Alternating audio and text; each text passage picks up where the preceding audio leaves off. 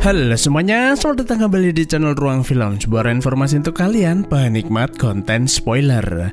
Oke, di video kali ini kita akan membahas film terakhir dari trilogi reboot Planet of the Apes, yaitu War the Planet of the Apes. Dan setting waktu di film ini adalah 15 tahun sejak kejadian di film pertamanya. Jadi tanpa berlama-lama, mari kita langsung masuk aja ke pembahasan filmnya. Di film sebelumnya, kita melihat perang antara manusia dan kera akhirnya pecah, yang disebabkan oleh seekor kera pemberontak bernama Koba memimpin serangan balas dendam kepada manusia.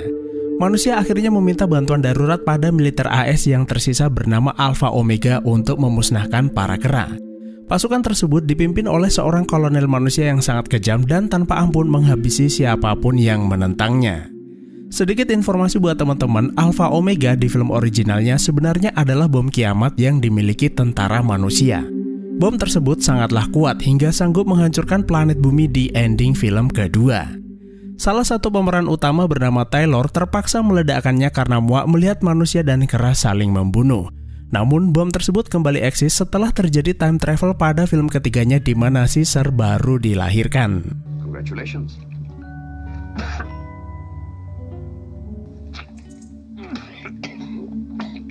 Oke, kita lanjut ke filmnya. Setelah Caesar lolos dari penangkapan selama 2 tahun, Caesar dikabarkan memimpin peperangan lalu bersembunyi di dalam hutan. Pasukan batalion yang menamai dirinya sebagai Monkey Killer itu masuk ke dalam hutan mencari desa kera. Dalam operasi tersebut, manusia dibantu spesies gorila yang berkhianat pada Caesar lalu bergabung dengan manusia. Tapi mereka malah diperlakukan layaknya pembantu. Kera-kera pengkhianat itu dulunya adalah anak buah Koba. Mereka lebih memilih berkhianat karena takut dibunuh manusia serta menolak tunduk pada kepemimpinan Caesar. Perilaku kera-kera mengkhianati bangsanya sendiri tersebut sangat mirip dengan para oknum wakil rakyat negeri Konoha yang katanya bekerja demi rakyat tapi malah nyolong duit rakyat. Kelakuan mereka itu tak ubahnya seperti kera-kera pengkhianat tersebut. Lalu di balik pepohonan, para manusia melihat prajurit Caesar berjaga. Tanpa membuang waktu, manusia menyerang kawanan kera penjaga. Peperangan pun terjadi di antara dua spesies. Para kera berusaha mati-matian mempertahankan benteng. Seekor gorila pengkhianat bernama Danki hanya tertunduk diam saat melihat bangsanya sendiri dibantai manusia. Namun tak lama kemudian, Caesar beserta pasukan besarnya datang melakukan perlawanan yang membuat pasukan manusia kocar-kacir lalu menyandera beberapa di antara mereka. Seorang prajurit manusia bernama Preacher berkata bahwa sudah lama sekali mereka itu mencari Caesar namun tidak pernah menemukannya. Ada yang mengira Caesar itu telah mati, tapi kolonel mereka meyakini Caesar bersembunyi di suatu tempat di dalam hutan lalu memerintahkan penyerbuan.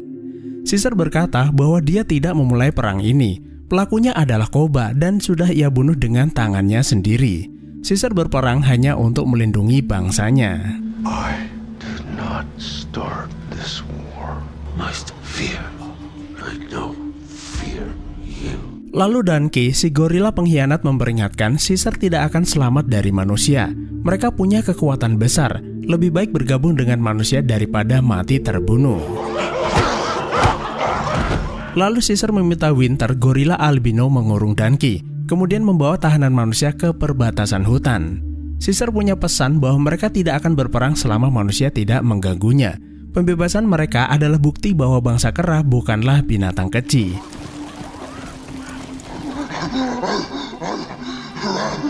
Akan tetapi, Danki berhasil kabur setelah menyerang Winter.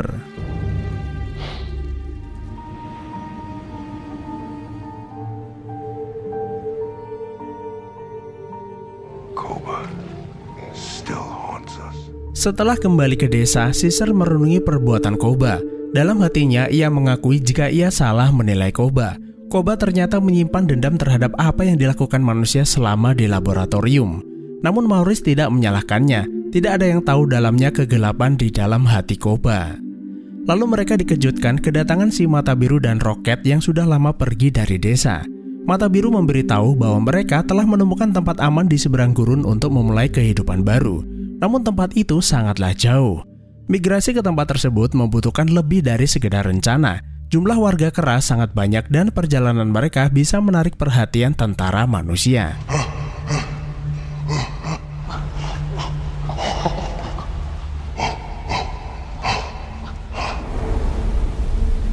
Kemudian di malam harinya, Caesar melihat cahaya berkelip dan seutas tali di balik air terjun. Ia menduga ada manusia datang ke tempat ini. Caesar mengumpulkan prajuritnya, lalu dari balik kegelapan menyerang para manusia tersebut. Namun tanpa ia ketahui, pimpinan operasi gerilya itu, yaitu si kolonel, menemukan sarang Caesar lalu membunuh Cornelia dan si mata biru dengan tangannya sendiri. Caesar pun sangat marah kepadanya, tapi manusia biadab itu berhasil meloloskan diri. Maurice kemudian melapor Winter si gorila albino menghilang. Ia menduga Winter sudah berkhianat. Ia sengaja melepas Danki lalu memberitahu manusia tempat persembunyian ini. Esok paginya, seluruh warga Kera bersiap melakukan perjalanan menuju rumah baru. Tempat ini sudah tidak aman dan mereka tidak boleh menunda perjalanan. Namun Caesar tidak akan memimpin perjalanan. Dia akan pergi ke kamp tentara manusia untuk membalas dendam. Karena itulah Caesar menitipkan Cornelius, anaknya yang masih kecil, kepada Lake. Lake ini adalah kekasih si mata biru. Itulah alasan kenapa Caesar mempercayakan Cornelius kepadanya.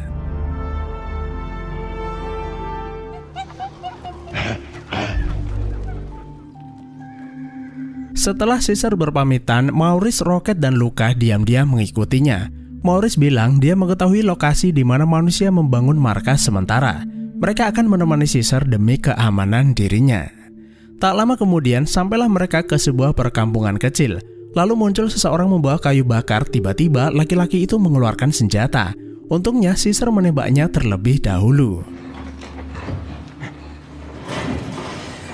Kemudian di dalam sebuah rumah, Maurice menemukan seorang gadis kecil.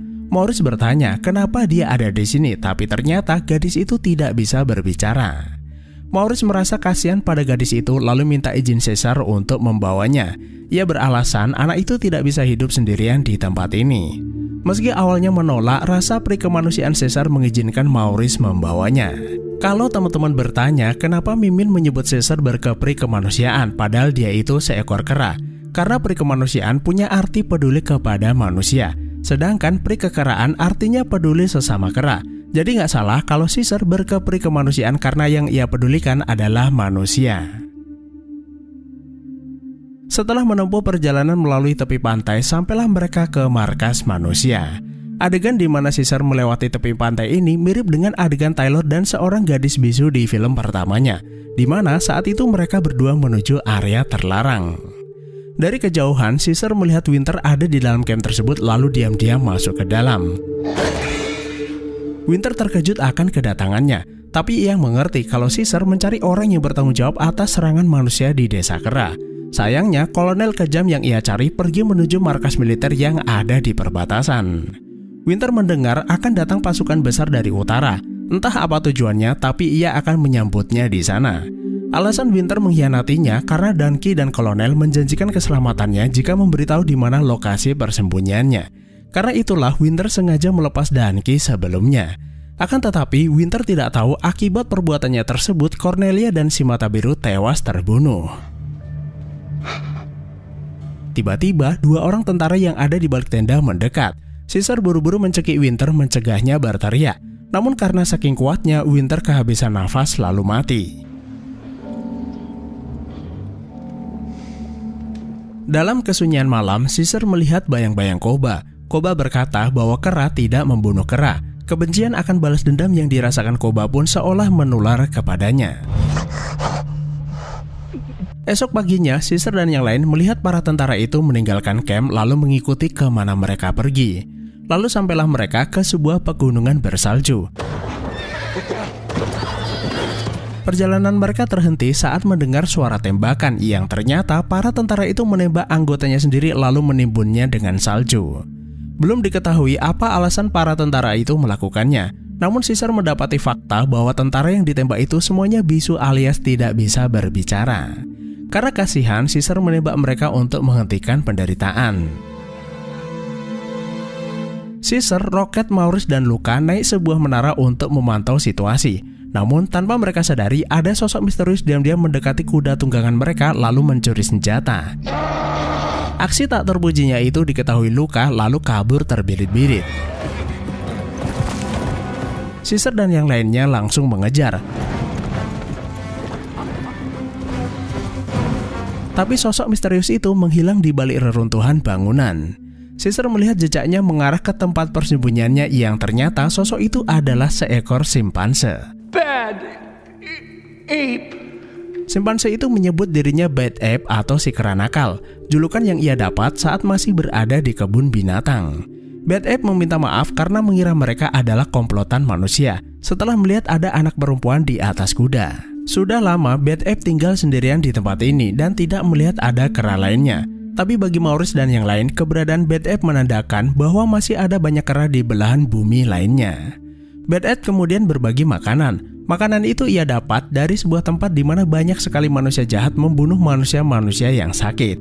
Tapi kejadian itu sudah lama sekali. Rocket menduga tempat itu adalah markas tentara di perbatasan yang sudah lama ditinggalkan, dan ada kemungkinan para tentara manusia pergi ke sana. Caesar meminta Bad Ape menunjukkan tempat itu, tapi karena salju turun dengan sangat lebat, mereka harus beristirahat terlebih dahulu. Here, you keep. Bad Ape kemudian memberi gadis kecil itu sebuah kalung nama bertuliskan Nova.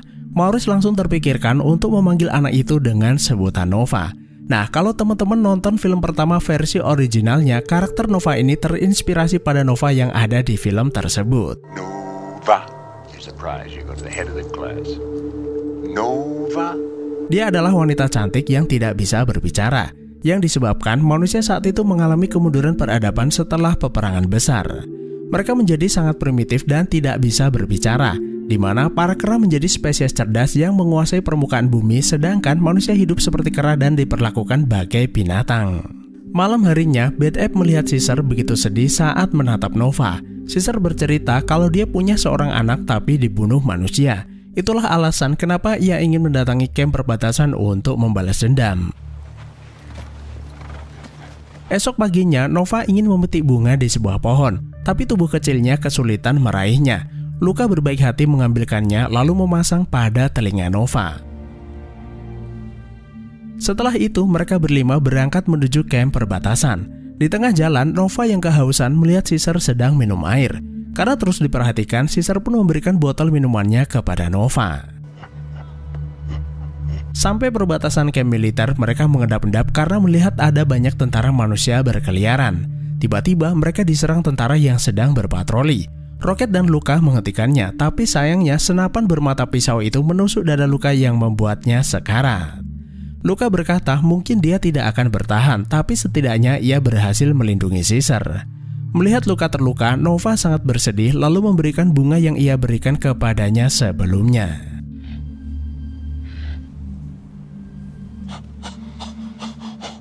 Maurice dan Rocket memohon kepada Caesar agar melupakan balas dendamnya kemudian bergabung dengan kawanan lainnya.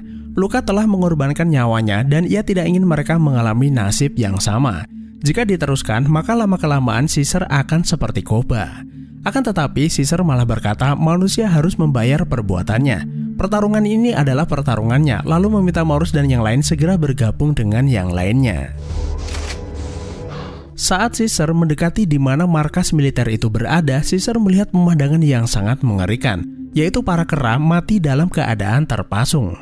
Sekilas hal ini sama mengerikannya seperti kejadian di film originalnya, di mana para manusia mendapat peringatan agar menjauhi area terlarang. Dan betapa terkejutnya Caesar saat melihat bangsa kera menjadi tawanan di area markas militer tersebut. Caesar menyelamatkan seekor kera yang masih hidup lalu bertanya apa yang terjadi pada bangsa kera. Kera itu memberitahu bahwa di tengah perjalanan menuju rumah baru, tentara manusia menyerbu lalu menahan semuanya di tempat ini. Awalnya, para kera mengira mereka semua akan dibunuh, tapi ternyata kolonel memaksa para kera kerja paksa sebelum akhirnya dibiarkan mati. Tiba-tiba dari belakang, Danki si gorila pengkhianat itu menghajar Caesar hingga pingsan. Setelah sadar, kolonel menemuinya. Sudah bertahun-tahun ia memburu Caesar dan tidak pernah menemukannya. Tanpa disangka, ia malah menyerahkan dirinya ke tempat ini. Caesar sebelumnya mendengar dari Winter bahwa kolonel akan datang ke markas ini menyambut pasukan besar dari utara, dan tujuan mereka adalah membasmi kera untuk selamanya. Akan tetapi, kolonel malah bertanya, memangnya siapa yang memberitahunya hal tersebut? Setelah itu, Caesar dibawa keluar lalu dimasukkan ke sebuah kandang besar di mana warga kera yang lainnya ditahan. Lalu di sebuah kandang yang terpisah di mana anak-anak kera ditahan, Caesar mendengar Cornelius memanggilnya. Hal tersebut cukup melegakan akan kekhawatirannya terhadap putranya tersebut. Para warga Kera yang sebelumnya begitu hormat kepada Caesar memalingkan wajahnya. Lake meminta Caesar memaafkan mereka. Sejak ditahan di tempat ini, mereka mengalami banyak penderitaan.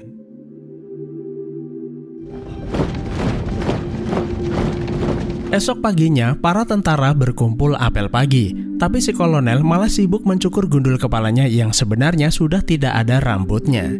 Para tentara itu begitu menghormatinya karena kolonel adalah sosok yang memiliki integritas tinggi. Setelah apel selesai, para kera dewasa dikeluarkan dari dalam kandang lalu dipaksa bekerja. Mereka dipaksa membangun tembok besar mengelilingi markas. Caesar pun heran untuk apa benteng ini dibangun. Selain itu, beberapa senjata berat dipasang di tiap-tiap dinding. Tiba-tiba seekor kera melakukan kesalahan lalu merobohkan sebuah bangunan. Danki menghampirinya lalu mencambuk kera itu agar kembali bekerja. Caesar pun sangat marah melihatnya lalu meminta Danki menghentikannya. Dan ternyata sejak kolonel menahan mereka di tempat ini, para kera itu tidak diberi makan sama sekali. Jadi gak heran kera-kera itu begitu kelelahan.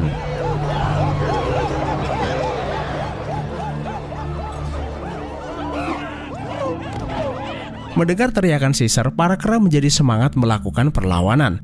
Akan tetapi, kolonel menodongkan senjata ke arahnya lalu meminta Caesar memerintahkan para kera kembali bekerja. Jika tidak, ia akan membunuhnya. Caesar nggak peduli, namun Lake yang masih peduli kepada Caesar dan keselamatan warga kera mengangkat batu kemudian meminta yang lainnya kembali bekerja.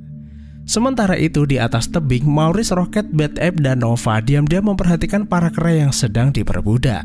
Karena Caesar tertangkap, mau nggak mau mereka itu harus merencanakan sesuatu untuk menyelamatkan semuanya. Oh no! Why so small?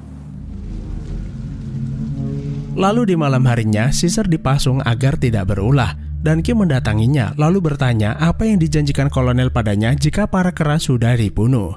Caesar hanya berkata Red itu adalah seekor kera. Kenapa membiarkan manusia jahat itu memanggilnya Danki? Danki kemudian membawa Caesar menghadap kolonel. Kolonel memperingatkan jika Caesar mengganggu pembangunan benteng itu, maka kera akan dibantai satu persatu.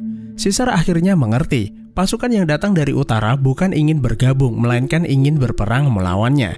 Karena itulah ia membangun tembok tersebut sebagai benteng pertahanan. Tapi jika para kera tidak diberi makan, maka benteng itu tidak akan pernah selesai.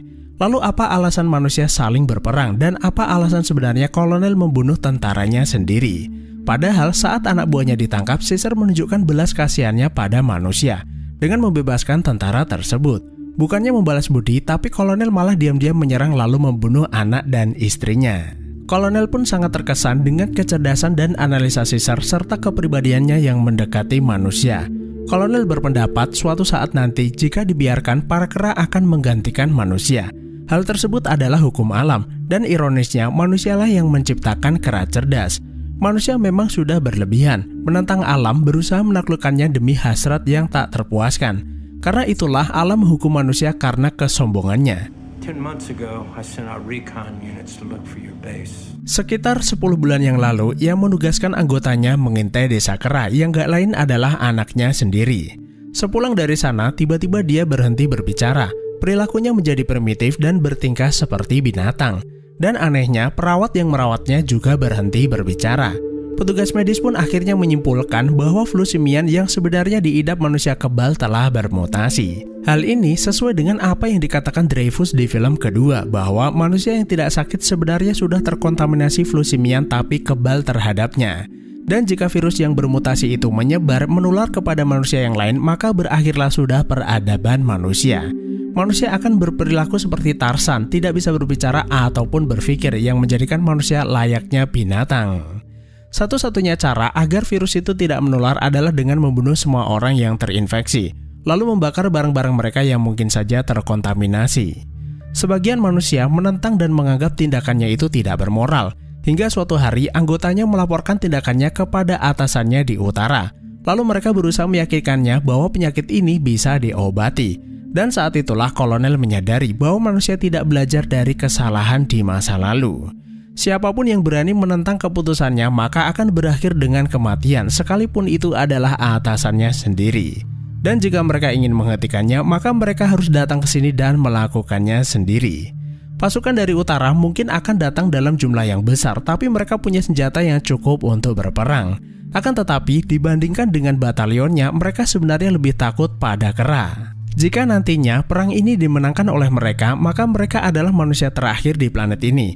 Planet bumi akan menjadi planet kera dan manusia akan menjadi binatang peliharaan kera.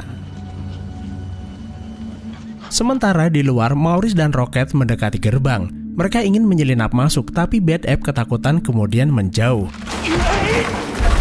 Lalu tanpa sengaja, Bad Ape terperosok ke dalam lubang saluran air.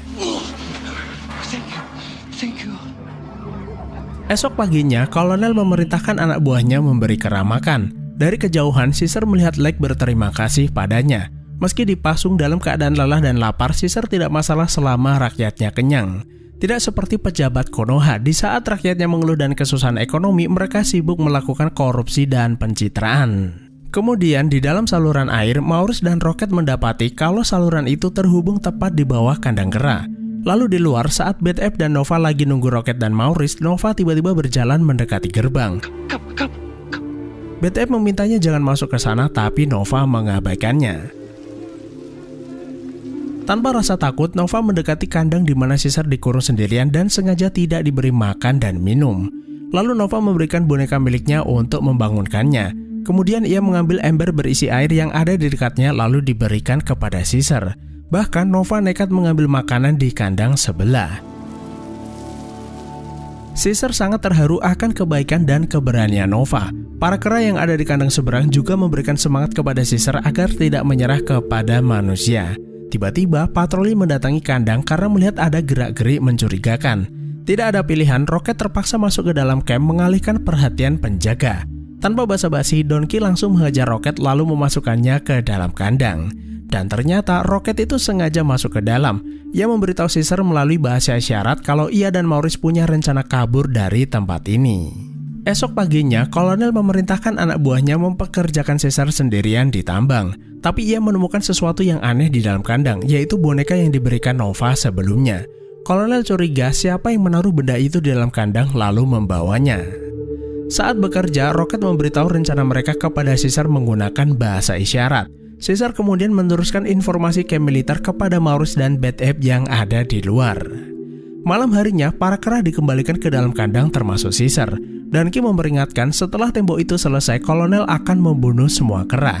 Caesar berkata dinding itu tidak akan menyelamatkan dia apalagi dirinya. Donkey tidak peduli selama dia bisa menyelamatkan dirinya sendiri. Preacher yang ada di belakangnya mendengar percakapan tersebut tapi ia tidak peduli. Ia sebenarnya berhutang nyawa kepada Caesar karena membebaskannya saat ditangkap di desa kera sebelumnya. Sementara di terowongan air, Maurice memuji Nova karena dia sangat berani masuk ke dalam sana. Berkat dirinya, Caesar mampu bertahan dalam keadaan lapar. Nova bertanya apakah ia sudah seperti mereka yaitu kera. Maurice berkata tidak, lalu menunjukkan kalung namanya kalau dia adalah Nova. Lalu Bad Ape memberitahu kalau ia sudah berhasil memperbesar celah di bawah kandang. Maurice meminta Bad Ape naik ke punggungnya untuk naik ke atas. Rocket melihatnya lalu memberitahu warga kera rencana kabur dari tempat ini. Malam itu, Caesar memberitahu Rocket kalau malam ini mereka itu harus keluar dari tempat ini. Akan datang pasukan besar dari utara dan manusia akan saling berperang di tempat ini. Rocket pun punya rencana, lalu melempar petugas penjaga dengan kotoran kera. Penjaga itu marah lalu masuk ke dalam kandang mencari siapa pelakunya. Rocket dengan gagah berani menantang penjaga tersebut, namun tanpa ia sadari Maurice berada di bawahnya lalu menariknya. Setelah berhasil mendapat kunci kandang dari penjaga, Rocket membebaskan Caesar lalu pergi ke kandang anak-anak kera. Caesar mengeluarkan kera-kera kecil itu lalu menyeberang ke kandang kera dewasa melalui kabel yang melintang di atas. Setelah itu, kera kecil disusul kera dewasa kabur melalui terowongan air hingga menyisakan Caesar dan Rocket. Namun Caesar yang hatinya masih dipenuhi rasa dendam akan berurusan dengan Kolonel. Benar apa yang dikatakan Maurice, Caesar sudah seperti Koba. Kebenciannya terhadap kekejaman manusia tidak bisa dilupakan begitu saja. Jika dibiarkan, manusia-manusia kejam itu akan memburu kera kembali suatu saat nanti. Dan saat para kera itu keluar dari terowongan, tiba-tiba terjadi serangan. Dari arah utara muncul rombongan helikopter dan pasukan besar menghujani kamp militer dengan tembakan. Serangan balasan itu pun dilakukan, lalu terjadilah perang besar di antara keduanya. Di tengah kekacauan tersebut, Caesar diam-diam masuk ruangan kolonel, lalu menemukannya terbaring lemas di kasurnya. Dari hidungnya keluar darah dan kolonel tidak bisa berbicara dan hanya bisa meraung-raung, yang artinya kolonel sudah tertular virus simian yang bermutasi. Ada kemungkinan ia tertular virus tersebut setelah menyimpan boneka milik Nova. Lalu Caesar mengarahkan senjata padanya. Kolonel meraih tangannya meminta Caesar segera menembaknya. Namun Caesar tidak tega melakukannya. Sang kolonel pun meraih senjata itu lalu menembak dirinya sendiri. Sementara di luar, saat pertempuran masih berlangsung, seorang prajurit melihat kawanan kera kabur ke arah bukit lalu menembakinya. Caesar kemudian mengambil granat yang ada di dekatnya untuk meledakkan tangki berisi bahan bakar. Danki yang berada di atas bersama penjaga hanya bisa miris melihat bangsanya sendiri dibantai. Terlebih saat seorang prajurit berhasil melumpuhkan Caesar. Hati kekeraannya pun kembali. Danki menembak prajurit tersebut untuk menyelamatkan Caesar. Namun sebagai gantinya ia tewas ditembak. Tanpa buang waktu, Caesar melempar granat ke arah tangki dan membuatnya meledak. Ledakan itu membakar seluruh amunisi dan bom yang ada di dalam lalu menghancurkan markas.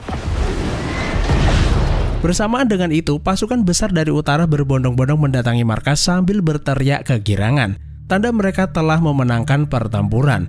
Namun salah satu dari mereka melihat Caesar berdiri di atas tebing lalu akan menembaknya. Tapi tiba-tiba, akibat ledakan besar sebelumnya, salju longsor dari atas gunung. Para kera bergegas memanjat pohon untuk menyelamatkan diri. Sementara pasukan besar itu lari kocar-kacir, namun longsoran salju besar itu tetap menenggelamkan mereka semua. Peperangan itu pun secara tidak langsung dimenangkan oleh bangsa kera.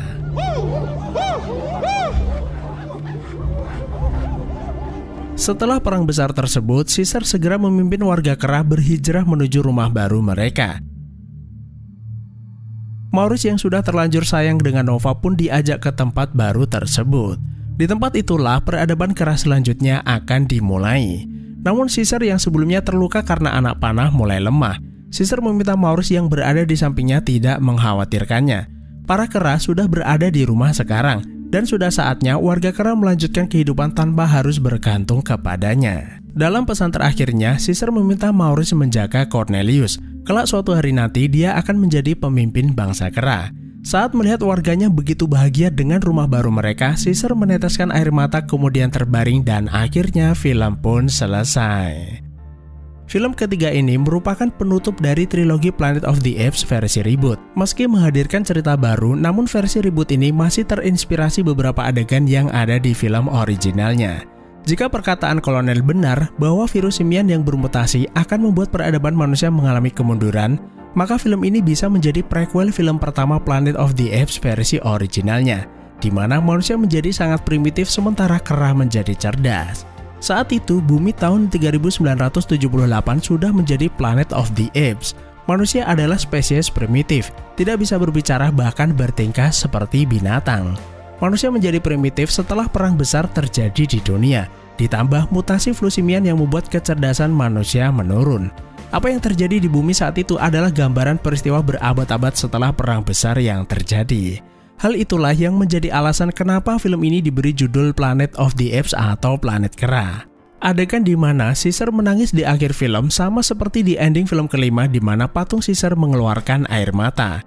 Semua film The Planet of the Apes baik versi original dan remake sudah dibahas di channel ini. Teman-teman bisa ngintip linknya di deskripsi. Terima kasih sudah menonton, sehat selalu buat kalian dan sampai jumpa di next video.